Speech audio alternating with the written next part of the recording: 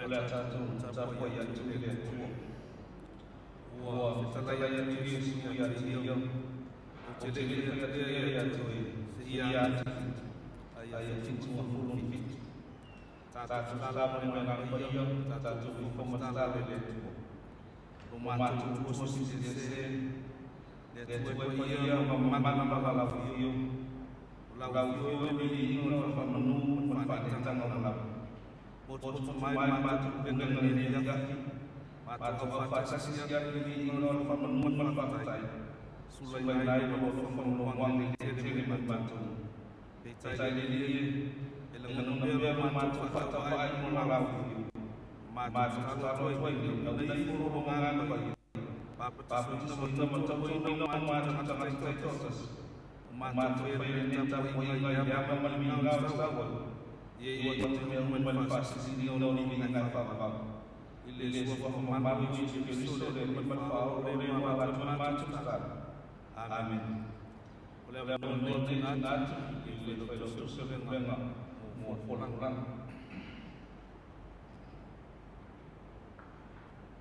Pada yang sudah semua kita mulai dulu. Apa tak follow yang mau tak boleh dia. Suatu tua.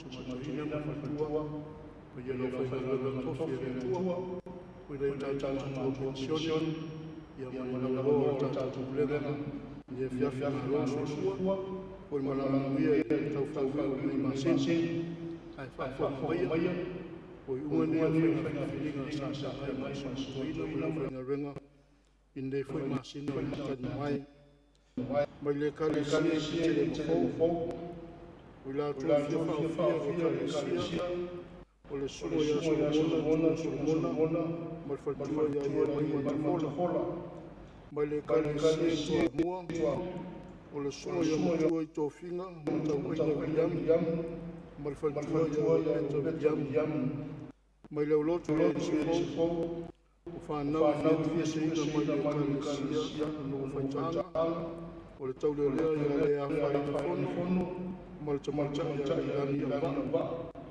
Maile Kalesia uta apena foi na tuesina Maile Kalesia ya sanja uta go faitaan Maile ulotu no fou mosil fia tanto kulenga mona au mai alo ia mo mai nim tau po winga fatua ya Maria Tina tau de lei tu sai male tau le tau ina ia toi fai lo atu lasuna a matalo ia tu fale ni kasa o de la mona mai ia tu sauriele sunga se mai na mesalele o le aso fitu wari lua fesu fitu o le aso le fa mai de alo ia o tan fa tina ma fomalo ile kada si o mo le aso le tu natu komite nasional itu sai melakukan de PNU mai au isi au loto taua ang lembele tua masina salinga a fai o to te ina filinga tanto lenga o le masina se fai o mai o au a te lo suta Satu sila tua ni ai mas na blessing pada waktu yang penuh pada mai da fia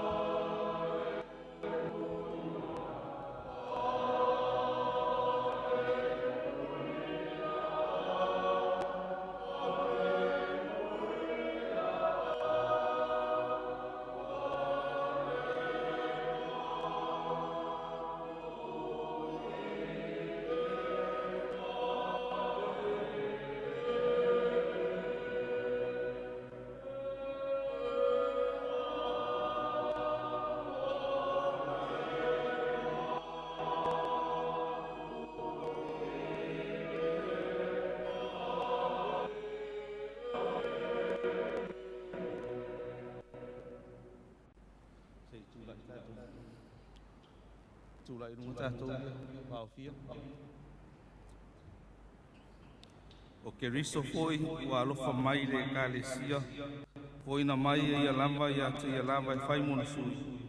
Na ia antu ina atu, o ia te ia o le kalesia mātango fia lava. E le aiso na ila, o se manumi, o se tasi mea whapena, aia pa ia ma ia le pōna. E mātalasi mea alofa, ai tasi lava le anganga ia. E mātalasi foi le whaiva, ai tasi lava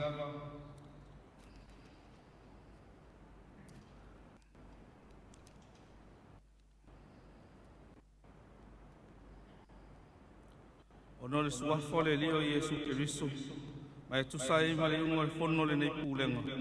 O le a tātou talia ai lātou nei, ina ia vea ai lātou mai tūtino le maftanga o le nei pūlenga. Le au pēle, ina ua papa te soina o tau, sa wha mau whailunga ina o lo tau a wai le nei a inga, le nei a wa inga o le atua. Ilo malo o tau a vea mo le tangata. Au le nei lava sauninga o tau o mai ai e tau tino lo o tau whātu o tua i le lio Iesu Keriso. E o foina atu o tau lava ia te ia. Ma o si le whea ngainga. Mai mātou o tusa ma me au ina whai. Ma wha manu ianga. E maua fua i lātou umo e o talia i te tono le maftanga o tangata o lana e kālesia. O le mea lea, ia mua mua ino o tau tali mai fisilia. E tusa ma lo o tau whātu o tua. Ma lo o tau wha moe moe. O tau tali tonu o Iesu Keriso lo tau walii, ma lo tau whaola.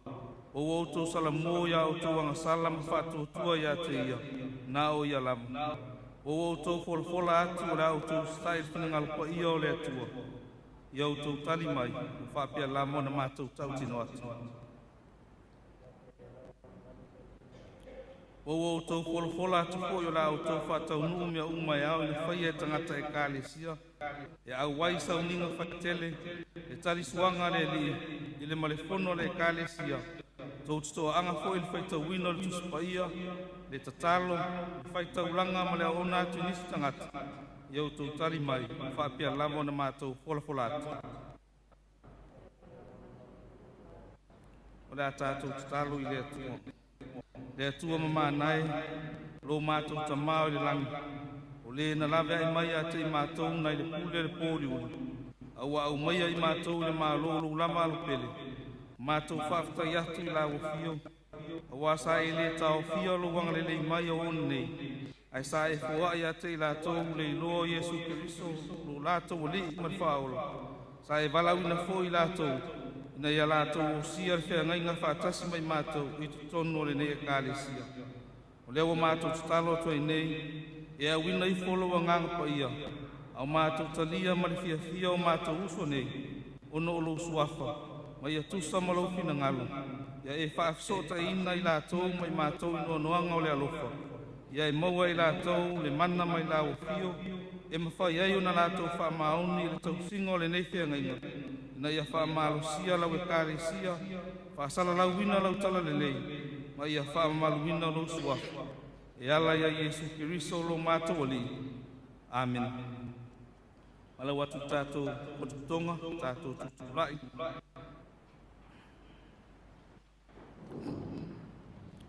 I le suafo le lio Iesu Keriso, wa mātou talia ai o tōu, tātou te mafuta whātasi nei lau ai. Ina ia maua fōi whamanianga umai te tau i e wa awai le mafutanga o le kālesia Keriso. I le whai mawhailonga le whengainga o sia nei lo tātou wā. O te whaatalofa tua ia te otou e whai masui o le pūlenga.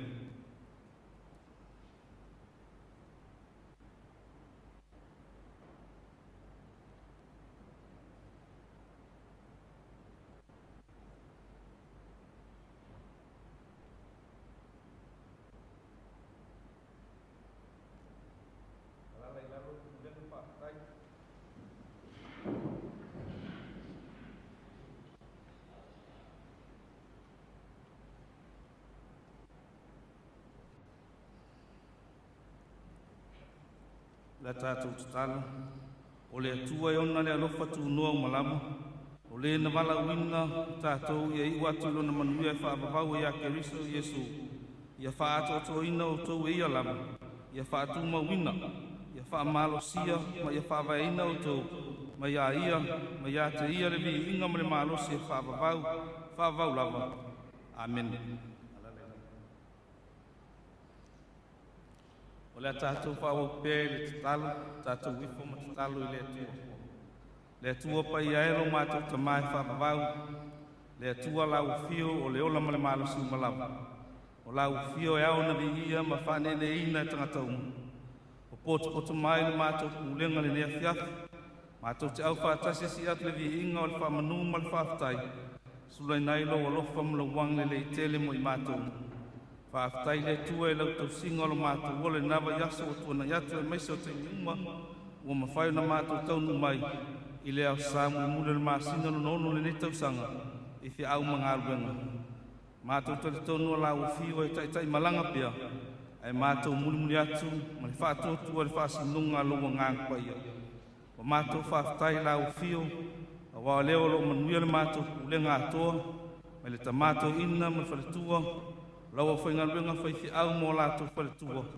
O ta mā ma tina pensione mā lo, o whaifi au, a wā o fionga ti akono, ai meise le lava loa o le kulenga, nofo a whalesata i tasi, i le angare nei tausi o lau fio, mātou whaafitai o le nawa yasa o tuana iatu mō na lama singa uma, i fi au mga luenga sa whianga iai mai mātou o le tangata malana, sa e malutia ma leo ina lo mātou wola ia lo uma sa uia, ai meise o fi au sa whaatinoina.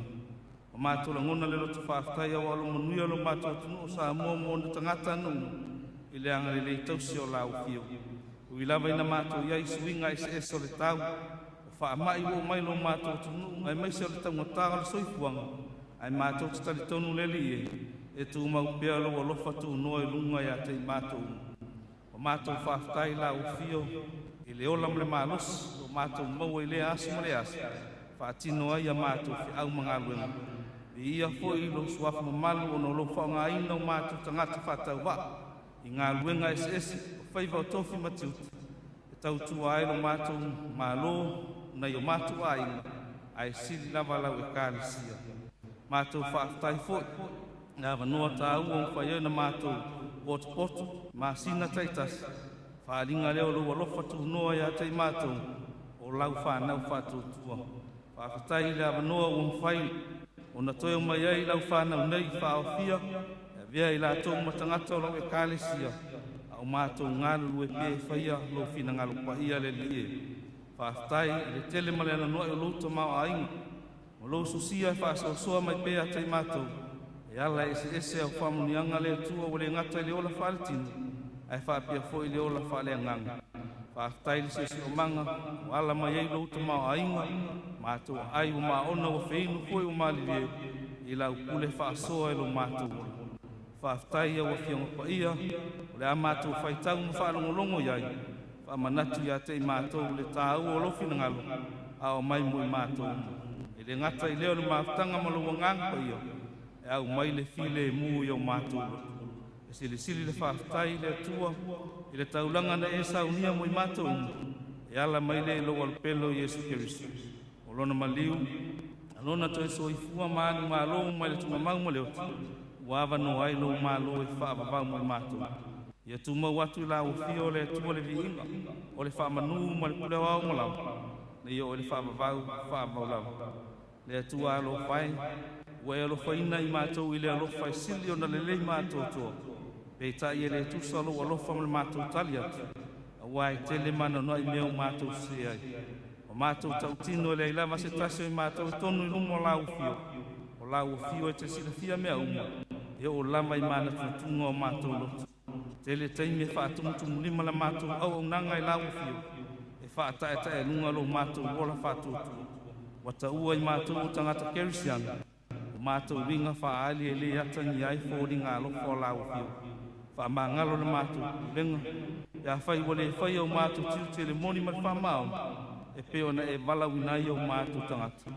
O mātou le mana tua lau fio le tele o teipu, o mātou le fesilia tia mātou whai unga whai, a ua whai lava ilo mātou poto ma le mātou ua.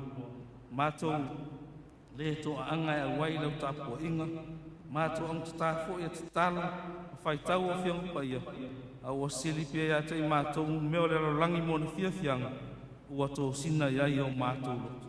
Whaamangalo whanau al pūlenga lo lātou leo sustai. Le savavali ala lau fio. Ono fia fianga o mai masuinga o mai lo mātou lotu. Mātou tatalo i lau fio. Na ia vea le tatupa i o Yesu Keriso. Le li mal whaola e tō tase o le sa maliu le sātau. E whaamangalo ai o mātou se manga sala i lumo lau fio. Au mai pia lau fio le ie. Na ia mātou la ngona le tāu o le salamo whamao. Ma fo ia to e whaia lo whina ngā paia. Mātou tatalo ina ia tu mau mai au whamunanga i lungo le nei pulenga atua. Whamunuia lau fio lo mātou ta mātou ina ma whaletua. Mau lo laso i fua lau le lei le tino le mawhau e sile nganga. A wale whianga iai ma le taita ina o pulenga. Whamunuia lau whainga luenga ngā lue mo lātou whaletua. Mātou tatalo iai lau whamunuia i ta māma tina pensione. Wa mapu mai lau fia au ma lau ngā luenga. Whamunuia i whaifi au, ma wao fionga ti a kono, ma o lātou awa inga. Ai maise o le lava loa le nei pulenga. I whane sāta i tasi, o mana tua ia mātou tatalo, ta māma tina mātou tua le nei pulenga. O lo lātou tatalo ma tāpu ia o mātou whaiva iasta i tasi. Ia o atu lau whamanuia ia te i lātou. Whamanuia i whana uma le mātou pulenga. Ia ngai ai o i lātou ma o ongo le nei tausanga. I lātou i ngā luenga o tama whanau le polisi whawhaiwhi au mārua. Ai meiso i lātou lo tāla ina lau tala le lei sa mua nei mātunu e mau. Ia i ai le whamanuia lau fio le mātou utua. Whamanuia ia sa mua mō na tangata na uma. Ia i ai le anga le lei o lau fio. Ta i tai whale mālom, ta i tai whale e kālesia. Pule male ami o tonu whai ngā whai. A wāse manuia o tangata na uma. Wāti ina ese o te pena ina le mālom o manuia o tangata na uma. Ia i ai le whamanuia lau fio le mātou utua. Mana tua ia mātou tatalo le nei afiafi, lātou uma o whia ngai mamai o le tino. Tono a inga tolo whale mai ma so se nofuanga. Ia lango manuina e lau fio lātou tingau. Toi whafo i sia le māloso le tino. I lātou fua iai whaano nuanga le malanga maliu ma le oti le se pele iai lātou. Wha maise le wha mawhana whana lo mo nganga lo mātou utua. Mātou tatalo fua i mo i lātou tutono whale pui pui. Anga le lei atu iai lau fio. Ia o mātou tatalo. E nei vai aso fōi o na whiau mōna ngā luenga. Au li tia i mātou uma le mana o longa ngā paia. Au mai lau fio le mālosi o le tino le mawhau whau e sile sili le nganga. E whaatino ai lo mātou wala uina i whaiva matiu te ese. O ngā luenga ese o wala uina i le soifua ma le olo i lātou uma. E to tonu le nei pulenga e tautu ai le mālo. O nei o mātou a inga ma le kālesia. Ia i ai le whamanuia lau fio lo mātou utua. O nisi foi ua whaapayaina. Ina ia vea i lātou matangata o le kālesia i tono le nei pulenga. Whamanuia lama i ate i lātou uma. Ai meise lo lātou wala uina whaatangata lotu. Mātou tatalo i lau fio se taimi o mātou whaitau ma whaalongolongo e o fionga paia. La unga lau fio e ala la one whaatau wa. Tatala le mātou whaalongo e so fina ngalo ao mai mui mātou uma. I alu ma le mana lau fola fola. Nei sa pati so se fatu whaitau langa. Ina ia tele ni a nganga mo lau fio malo malo. Tātou ma lau fio le tua le mātou tāpua inga wa whaia nei. Whae wina manuia. Tu ma watu le vi inga i lau fio le tua. O nisi o mātou tatalo. Whata se ma le te lo tatalo leo leo e tutono mātou lotu taitotas. O mātou wa whainatu. Whaia pia lo fina ngalo. Au alama so mātou whata ua nau. Ile suafa malu Yesu Keriso. Le li mal whaola e tō tasi o le wala tō le mātou tatalo. Amen. Tātou pese le tua le vi inga i luas malwha le inga le tua. Tātou pese le.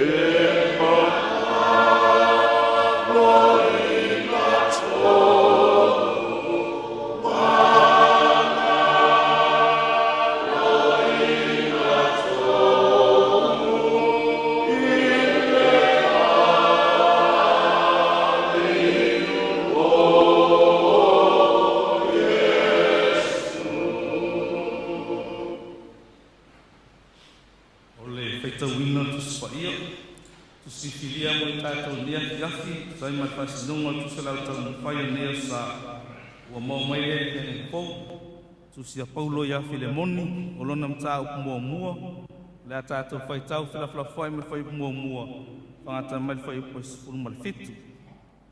Filemoni, o lona mta upu mua mua, tātou whai tau whilawhila whai me whai upu mua mua, whangata mai whai upu sifuru mali fitu. Tu sio Filemoni, o lona mta upu mua mua, whai tau wina whilawhila whai me whai upu mua mua, whangata mai whai upu sifuru mali fitu. Whaafonga mai a whiong pa ia le atua, o Paulo, o le wanono tia ono Keriso Yesu, o Timoteo fo ilo tātou usu, ia Filemoni, o le pele na tātou ngā lulue whātasi.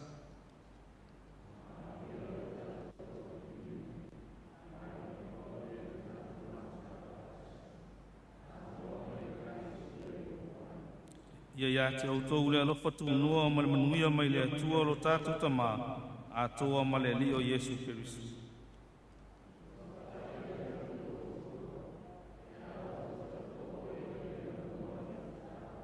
Ina ua o whaalongo e lo walofa ma lo whātua i le ali o Yesu, atoa ma le aupa ia uma.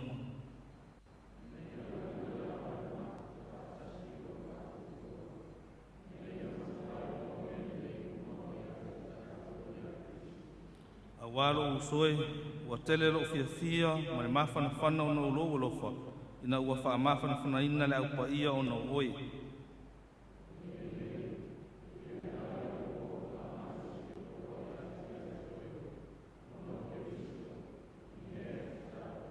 Ai o te ai o yatu o no le alofa, wa o nei lava o Paulo le toe ina, o le ua nono tia nei foi o no Yesu Keriso.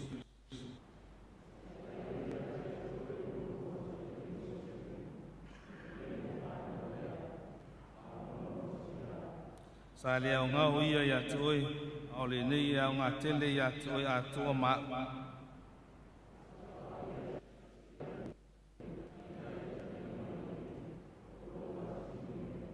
Na au loto ina ia ta awhi pia ia te ia ma te nanofo mau, ina ia whai mo sui, na te au na mai ia te au ia unono tanga ono le tala le lei.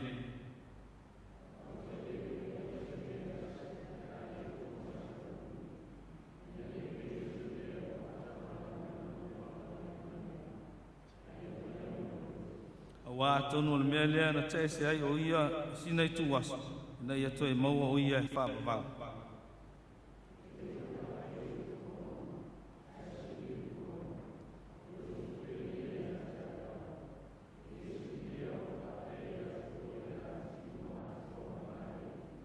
Wal whai upo e sifunu mal fitu.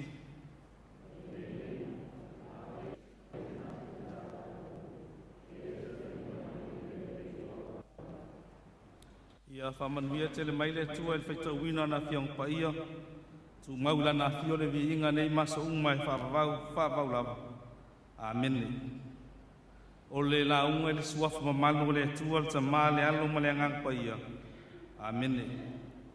Maua le matua le la unga le tusira sa whaita wina mai le whiangeng fau, tu seo Filemoni o lom tā upu mua mua, wha ina le whai upo sifuru ma le fitu, o tutoi whaita wina. O le nei, a whai e te manatu la tau o, ia e talia mai o ia, e pei o au lapa. Manatu o tu o le launga tu sai mali whasinonga tu se lau tau mawhai o le nei o sa, o le loto wha maangalo e mai le atua, o le loto wha maangalo e mai le atua. A forgiving heart is from God. O le wha maangalo, o le tasi lea nā tura o le atua, o lo mōli mau iari tu sipa ia. Mai o le atua wha maangalo, o le atua mua mai leo na lofa tūno ai te le ngese lona toa sā. O a se ma wha le tonu o le tangata, e tua wanoa mai pia le li, ina ia fuli tua mai le leanga, ma fo i atu mai whātua tua. Ma ua ao ina ai tangata loto, ina ia lātou maua le ola wha maangalo, pia a whai a wha ina le loto o le tino ni manuanga. O le ala le tā ua elanga nusa mo le ifonga, pia a tupu mai ni vivesinga, ma ua o ese maliu i se tasi. O le wha moe maua lunga, ina ia aua i tau i masui le a inga o le na afia, a ia maangalo mea umai le alofa. Ma o le loto whaamangalo fo i leo lo aunga i le tusi a Paulo ia Filemoni. Ma lona a inga whaapia le ekalesia e Kolose. O le vaitau o pūlea le maro roma le larangi. Le asa iei la apostolo le whale pui pui. Ma ia tuusia ma iei le tusi le nei pe ama le tausanga i ono sifu le ono lua. Tausanga o tua na i le misia. Ia mana tua foi o le tusi a Efeso, o le tusi a Filipi, o Kolose ma Filemoni. O tusi ia e whae tā o tusi a whale pui pui. O prison epistles.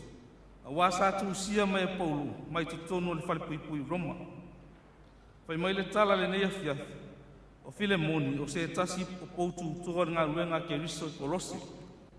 Sa ali ua ia whai ma kerisiano a ngā lue e Paulo i nana ngā ruenga tā lai e Efeso.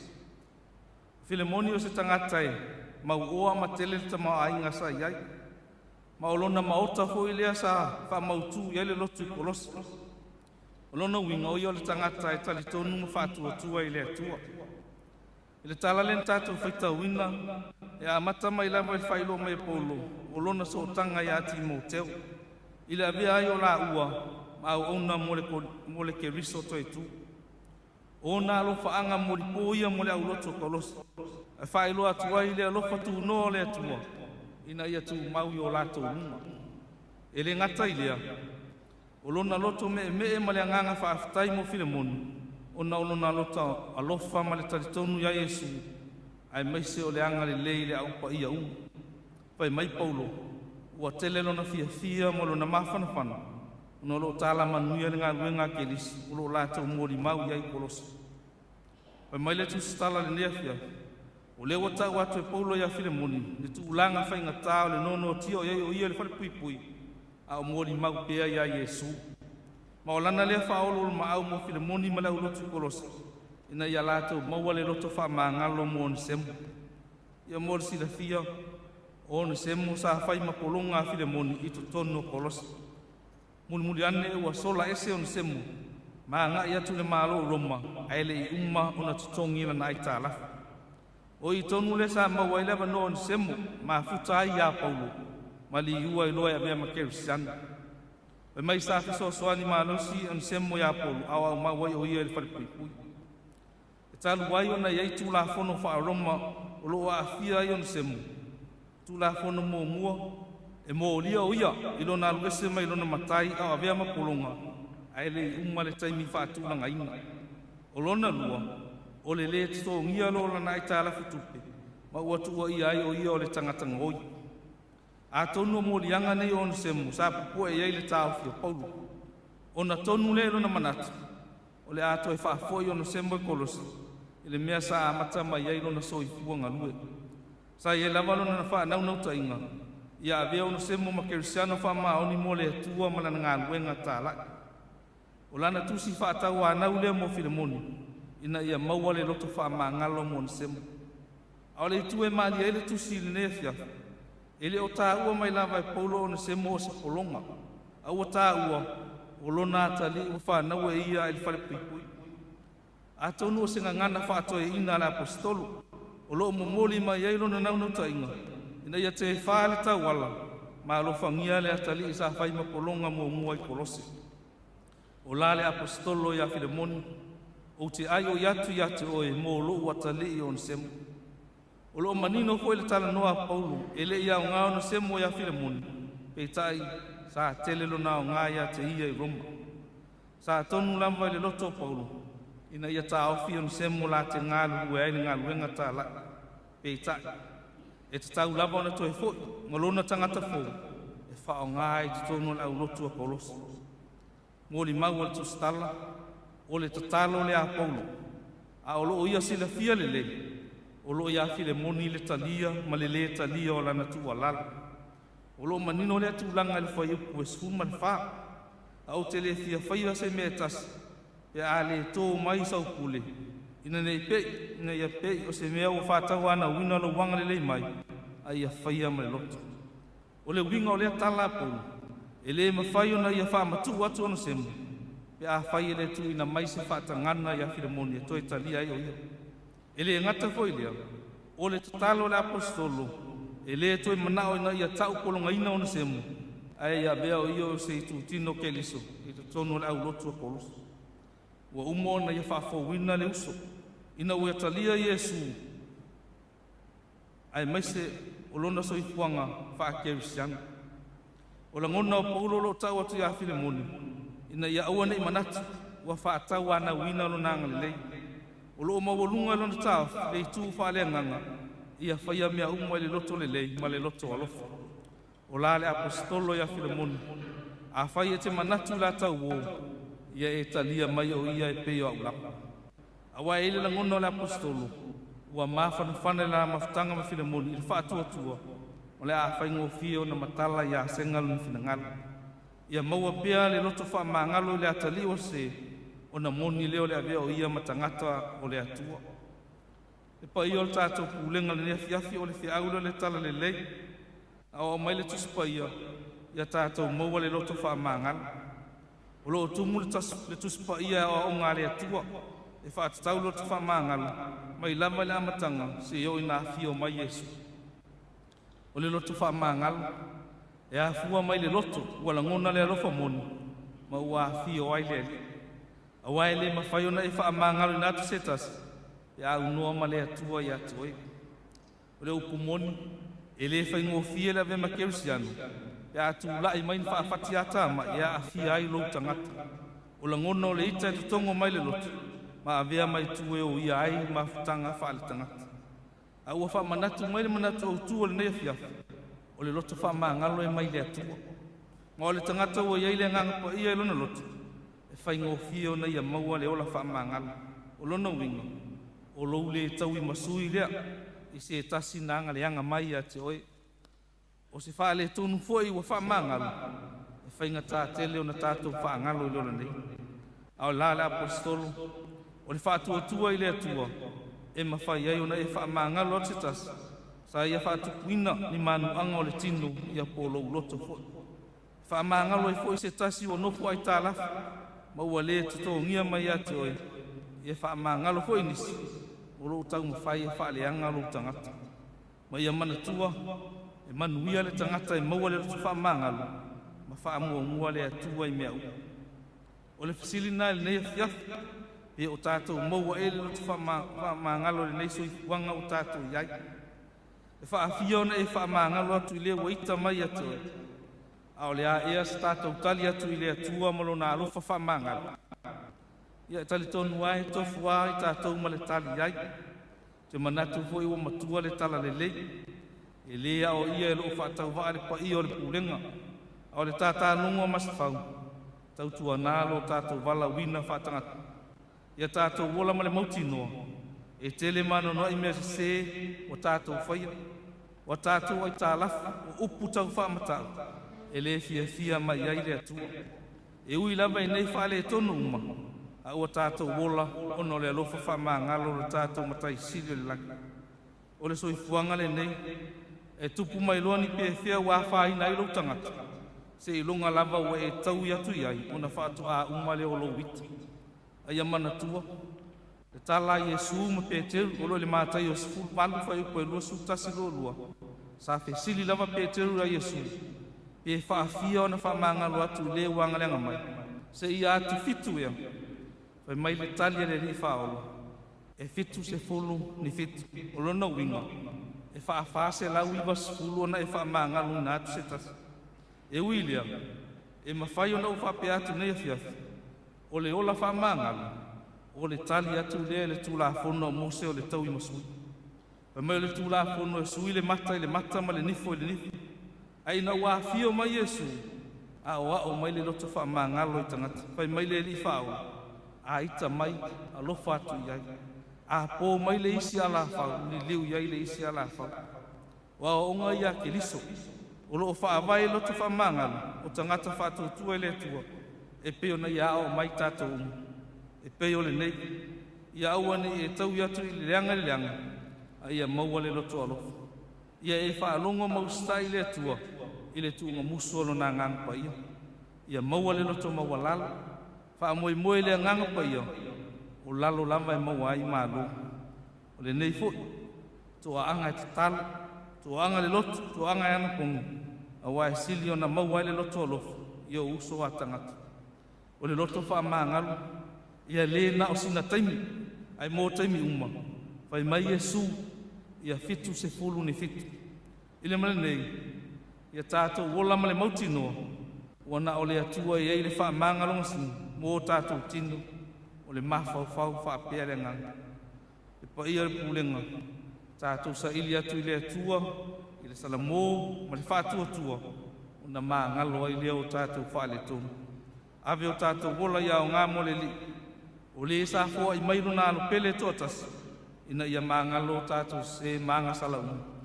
Ma le toi manatu, ia avea le loto wha mā ngalo, e fusia i mawhtanga o mā lepilepi, i te tonu a inga le wāo mātua ma whānau, i le wāo ungali, i le wāo tangata lotu, i le wāo e kālesia, whāpea le wāo nu. A whai tātou te maua le loto wha mā ngalo, whaapale ina leo i tātou i manuia o le atua, i le ola e whaavavau. O le ola i le uma, o saunia Iesu, i lona mali uma lona toetu. Ia manatua, o le loto whaamangalo, e mai le atua. E manuia tele whi au mga luenga wala tuel tātou, luenga nei vai asu. E mai se o wha i unga o le nei masini, o no Iesu. Amen. Tātou pese le tua, pese se lau tausu marwha, se lau tausu marwha, pese tātou pese ake.